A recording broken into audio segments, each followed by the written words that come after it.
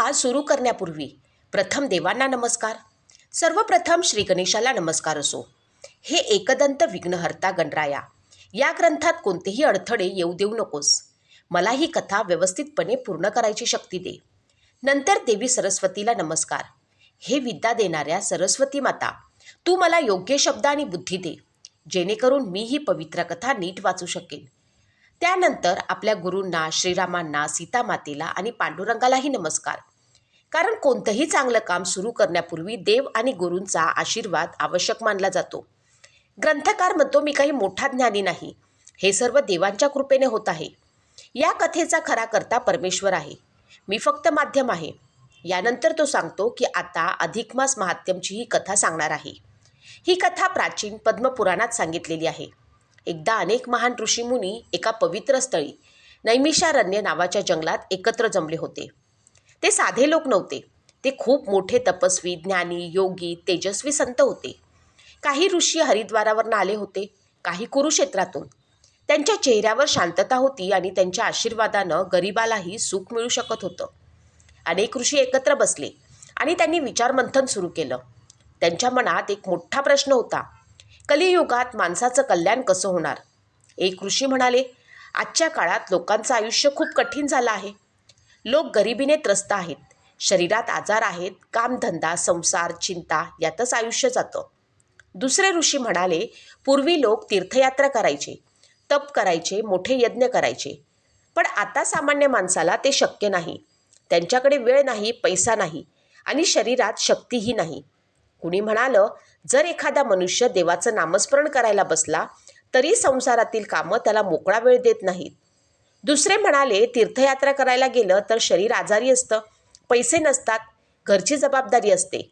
एका ऋषीनं गंभीर प्रश्न विचारला, अशा गरीब, आजारी, व्यस्त माणसाचं मग काय?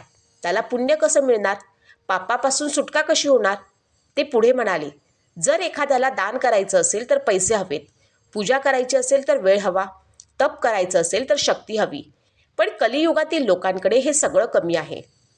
मग सर्व ऋषींनी मिळून सूतजी महाराजांना प्रश्न विचारला, हे ज्ञानी महाराज, आम्हाला असा सोपा उपाय सांगा ज्यामुळे सामान्य माणूसही सहज पुण्य कमावू शकेल, पापांपासून मुक्त होईल आणि त्याचा उद्धार होईल. सूतजी महाराजांनी सर्व ऋषींकडे पाहिलं. त्यांना आनंद झाला की ऋषी लोकांच्या भल्यासाठी इतका महत्त्वाचा प्रश्न विचारत आहेत. ते हसून म्हणाले, तुम्ही खूप चांगला प्रश्न विचारलात. हाच प्रश्न एकदा देवी लक्ष्मीनं भगवान विष्णूंना विचारला होता. आता मी तुम्हाला ती पवित्र कथा सांगतो. सूतजी महाराज म्हणाले, हे ऋषींनो, आता लक्ष देऊ नये का? ही कथा अत्यंत पवित्र आहे. ही कथा ऐकल्याने पापं कमी होतात आणि मन शुद्ध होतं. एकदा वैकुंठात भगवान विष्णू शांतपणे विराजमान होते. त्यांच्यासोबत देवी लक्ष्मी होती. लक्ष्मी देवीच्या मनात एक मोठा प्रश्न सतत फिरत होता. तिनं जगातील लोकांचं दुःख पाहिलं होतं. गरिबी, रोग, संसारातील त्रास, चिंता, पापांनी भरलेलं जीवन. ती भगवान विष्णूंना विनम्रपणे म्हणाली, हे देवांच्या देवा, हे जगाचे पालन करता, तुम्ही सर्वांवर कृपा करणारे आहात. माझ्या मनात एक शंका आहे, कृपया ती दूर करा. ती पुढे म्हणाली, महर्षी आणि ज्ञानी लोक म्हणतात की माणसाला जे दान मिळतं किंवा पुण्य मिळतं ते त्याच्या कर्मामुळे असतं. पण अनेक लोक दान करण्याकडे पैसा नाही, मोठे यज्ञ करण्यासाठी ताकद नाही. मग अशा लोकांचं काय? लक्ष्मीने उदाहरण देत सांगितलं, जशी पतीशिवाय स्त्री दुःखी दिसते तसं दानधर्माशिवाय मनुष्याचं जीवन अपूर्ण वाटतं. जर एखाद्या माणसाने काहीच पुण्य केलं नाही तर त्याचा जन्म कशासाठी? ती पुन्हा प्रेमानं विचारते, हे प्रभू, मला असा सोपा उपाय सांगा की सामान्य माणूसही थोड्या प्रयत्नानं मोठं पुण्य कमावू शकेल. कोणतं दान करावं, कोणतं व्रत करावं, कोणता मार्ग सर्वांसाठी सोपा आहे? भगवान विष्णू लक्ष्मीचं बोलणं ऐकून प्रसन्न झाले. त्यांनी म्हटले, हे लक्ष्मी, तू खूप चांगला प्रश्न विचारलास. मी तुला एक महान रहस्य सांगतो. भगवान म्हणाले, माणसाचं आयुष्य खूप अनिश्चित असतं. कधी आजार येतात, कधी पैसा नसतो, कधी योग्य वेळ मिळत नाही. त्यामुळे अनेक धार्मिक कामं अपुरी राहतात. ते पुढे सांगू लागले, कधी एखाद्याला संधी नसल्यानं दान करता येत नाही, कधी तीर्थयात्रा करायची इच्छा असते पण शरीर साथ देत नाही, कधी संसारातील जबाबदाऱ्यांमुळे पूजा किंवा व्रत पूर्ण होत नाहीत, कधी लग्न, मुंज, श्राद्ध किंवा धार्मिक कामं योग्य वेळी होत नाहीत. अशा अनेक अडचणींमुळे लोकांचं धर्माचरण अपूर्ण राहतं. मग भगवान विष्णूंनी एक मोठं रहस्य सांगितलं. प्रत्येक काही वर्षांनी एक विशेष महिना येतो. जेव्हा एका महिन्यात सूर्याची संक्रांत होत नाही तेव्हा तो महिना अधिक मास म्हणून ओळखला जातो. भगवान म्हणाले, लोक या महिन्याला मलमास म्हणतात, कारण या महिन्यात शुभ कामं जसं लग्न, मुंज, गृहप्रवेश केलं जात नाही. त्यामुळे लोक त्याला कमी महत्त्वाचा समजतात. माता लक्ष्मीने विचारलं, मग हा महिना अशुभ आहे का? भगवान विष्णू हसले आणि म्हणाले, नाही, उलट हा अतिशय पवित्र महिना आहे. ते पुढे म्हणाले, हा महिना जरी लोकांनी नाकारला तरी मी स्वतः त्याचा स्वीकार केला आहे, म्हणून हा माझा महिना आहे. त्यामुळे याला पुरुषोत्तम मास असे म्हणतात. भगवान विष्णूंनी सांगितलं, जो माणूस या महिन्यात भक्ती करतो, देवाचं नाम घेतो, दान करतो, उपवास करतो आणि श्रद्धेने पूजा करतो, त्याच्यावरती माझी विशेष कृपा होते. ते म्हणाले, या महिन्यात थोडंसं पुण्यही अनेक पटींनी वाढतं. लक्ष्मी देवी हे ऐकून आश्चर्यचकित झाली. तिला वाटलं, लोक ज्याला वाईट महिना समजतात तो तर इतका महान आहे. पण तिच्या मनात अजून एक प्रश्न होता. हे प्रभू, या महिन्यात नक्की काय करावं? कोणती पूजा करावी? कोणतं व्रत? कोणता नियम? भगवान विष्णू म्हणाले, हे लक्ष्मी, आता मी तुला अधिक मासाचं पूर्ण व्रत आणि त्याचा विधी सांगतो. भगवान विष्णू लक्ष्मीला म्हणाले, हे कमळे, लक्ष्मी, आता मी तुला या अधिक मासात काय करावं ते सविस्तर सांगतो. हा महिना साधा नाही, हा भक्ती आणि आत्मशुद्धीचा महिना आहे. भगवान म्हणाले, जो मनुष्य परलोकांचं कल्याण, पुण्य आणि मनशांती इच्छितो त्यानं या महिन्यात विशेष भक्ती करावी. लक्ष्मी माता लक्ष देऊन ऐकत होती. भगवान विष्णू म्हणाले, या महिन्यात लग्न, मुंज, गृहप्रवेश, मोठे शुभ समारंभ टाळले जातात. पण म्हणून हा महिना रिकामा घालवायचा नाही. उलट या काळात देवभक्ती जास्त करावी. सकाळची सुरुवात करताना भगवान म्हणाले, माणसानं पहाटे लवकर उठावं, शरीर आणि मन शुद्ध ठेवावं, स्नान करून देवाची पूजा करावी, देवाला फुलं अर्पण करावीत, चंदन लावावं, दिवा लावावा, नामस्मरण करावं. भगवान विष्णू म्हणाले, माझं म्हणजे विष्णू, राम, कृष्ण, नारायण या कोणत्याही रूपाचं स्मरण करावं. ब्राह्मण आणि अतिथी संस्कार. भगवान पुढे म्हणाले, घरात योग्य सद्गुणी आणि धर्माचं पालन करणाऱ्या ब्राह्मणांना आदराने बोलवावं, त्यांना आसन द्यावं, आदराने पाणी द्यावं, पूजा करावी, प्रेमानं भोजन द्यावं. मग भगवान स्पष्ट सांगतात, पण हे फक्त दिखाव्यासाठी नसावं, मनात श्रद्धा आणि आदर असावा. भोजन आणि दानचं महत्त्व सांगताना भगवान म्हणाले, शक्य असेल तसं चांगलं सात्विक भोजन तयार करावं. गोड पदार्थ, दुधाचे पदार्थ, साधं सात्विक जेवण जेवल्यानंतर आपल्या शक्तीनुसार दान द्यावं. दानात वस्त्र, अन्न, फळ, दक्षिणा जे शक्य असेल ते द्यावं. मोठं दानच आवश्यक नाही, मनापासून दिलेलं थोडंसंही माझ्यापर्यंत पोचतं. स्वतःचे नियम. मग भगवान विष्णूंनी अधिक मासातील वैयक्तिक नियम सांगितले. या महिन्यात मनुष्याने वाईट गोष्टींपासून दूर राहावे. उदाहरणार्थ, खोटं बोलू नये, राग कमी करावा, लोभ टाळावा, इतरांना त्रास देऊ नये, वाईट विचार टाळावेत.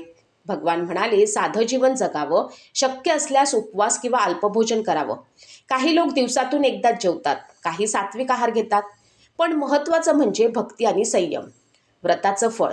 भगवान विष्णू म्हणाले, जो माणूस श्रद्धेनं अधिक मासाचं व्रत करतो त्याची पापं कमी होतात, त्याला मानसिक शांती मिळते, दुःख कमी होतं, पुण्य वाढतं, देवकृपा मिळते.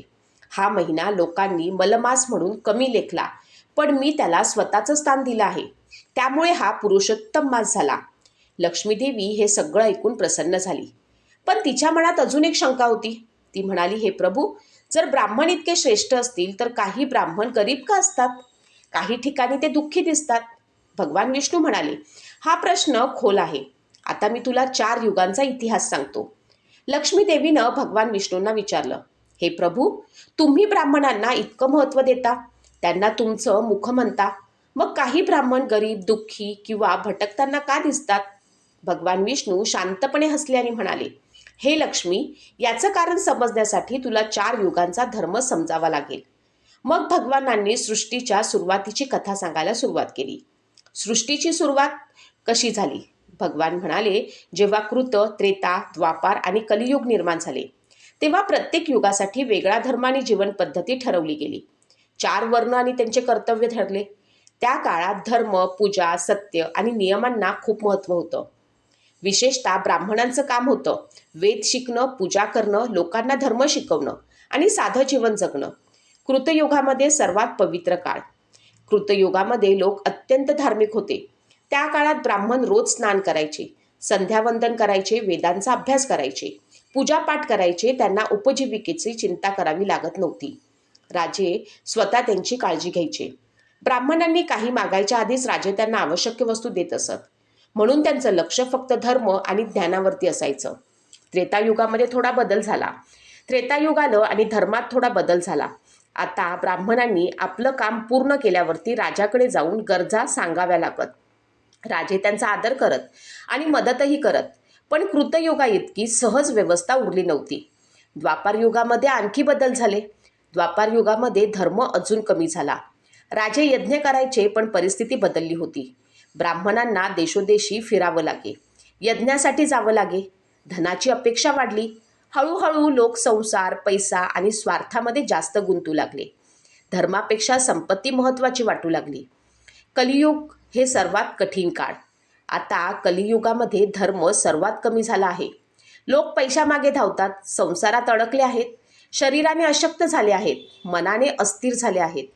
अनेकांना पूजा करायला वेळ नाही, तीर्थयात्रा करायला पैसा नाही, व्रत करायला शक्ती नाही. म्हणूनच मी या लोकांसाठी एक सोपा मार्ग दिला आहे, अधिक मास. ज्याला मोठे यज्ञ जमत नाहीत, ज्याच्याकडे पैसा कमी आहे, ज्याच्याकडे वेळ कमी आहे, तोही या महिन्यामध्ये भक्ती करून मोठं पुण्य मिळवू शकतो. माता लक्ष्मीला आता ही गोष्ट समजू लागली. ती म्हणाली, हे प्रभू, मग अधिक मासात सर्वात योग्य पद्धत कोणती? लोकांनी नेमकं व्रत कसं करावं? तेव्हा भगवान विष्णू म्हणाले, आता मी तुला व्रताचा संपूर्ण विधी सांगतो. दिवस कसा घालवायचा, पूजा कशी करायची आणि शेवटी उद्यापन कसं करायचं. भगवान विष्णू माता लक्ष्मीला म्हणाले, हे लक्ष्मी, आता मी तुला अधिक मासाचं व्रत नीट कसं करायचं ते सांगतो. पण एक गोष्ट लक्षात ठेव, भक्ती मनापासून असली पाहिजे, फक्त दिखावा करून उपयोग नाही. सकाळची सुरुवात कशी करावी यावरती भगवान विष्णू म्हणाले, या महिन्यात माणसानं पहाटे उठावं, उठल्यावरती स्वच्छता करावी, स्नान करावं, मन शांत ठेवावं, मग देवघरात जाऊन श्रद्धेनं देवपूजा करावी. माझ्या मूर्तीची किंवा रूपाची भक्तिभावानं पूजा करावी. देवाला चंदन, फुलं, सुगंध, दीप, नैवेद्य अर्पण करावं. पती पत्नीने मिळून पूजा करावी. भगवान विष्णू त्याचे विशेष सांगतात. शक्य असल्यास पती पत्नीनं मिळून व्रत करावं, दोघांनी मिळून देवपूजा करावी, नामस्मरण करावं, दानधर्म करावा. यामुळे पुण्य अधिक वाढतं, असं भगवान सांगतात. ब्राह्मणांना निमंत्रण यावरती भगवान म्हणाले, योग्य शांत स्वभावाचे, धर्माचे पालन करणारे ब्राह्मण आदराने बोलवावेत. त्यांना आसन द्यावं, पाय धुवायला पाणी द्यावं, आदराने त्यांची पूजा करावी. त्यांच्यात मला आणि त्यांच्या पत्नीमध्ये तुला पाहावं, म्हणजे सेवा देव समजून करावी. भोजन बद्दल सांगताना भगवान म्हणाले, शक्य तितकं प्रेमानं सात्विक भोजन बनवावं. ग्रंथात अनेक पदार्थांचा उल्लेख आहे. लाडू, गोड पदार्थ, दुधाचे पदार्थ, पायस, दही भात, सात्विक भोजन संपत्तीप्रमाणे करावं. गरीब माणसाने चिंता करू नये. श्रद्धा मोठी, खर्च नाही. दान भोजन झाल्यावरती भगवान म्हणाले, आपल्या शक्तीनुसार दान द्यावं. जसे कपडे, दक्षिणा, फळं, तांबूल, पान, सुपारी, अन्न. दान प्रेमानं द्यावं, अहंकाराने नाही. पूर्ण महिना कसा पाळावा? भगवान विष्णू म्हणाले, हे व्रत एका दिवसाचं नाही, पूर्ण महिनाभर भक्तिभावानं आचरण करावं. या काळात संयम ठेवावा. देवाचं नाम घ्यावं, राग लोभ टाळावा, साधं जीवन जगावं. काही लोक संध्याकाळी एकदाच जेवतात, तर काही उपवास करतात. पण भगवान म्हणाले, मुख्य गोष्ट म्हणजे मन शुद्ध असावं. व्रताचं फळ, मग भगवान विष्णूंनी या व्रताचं फळ सांगितलं.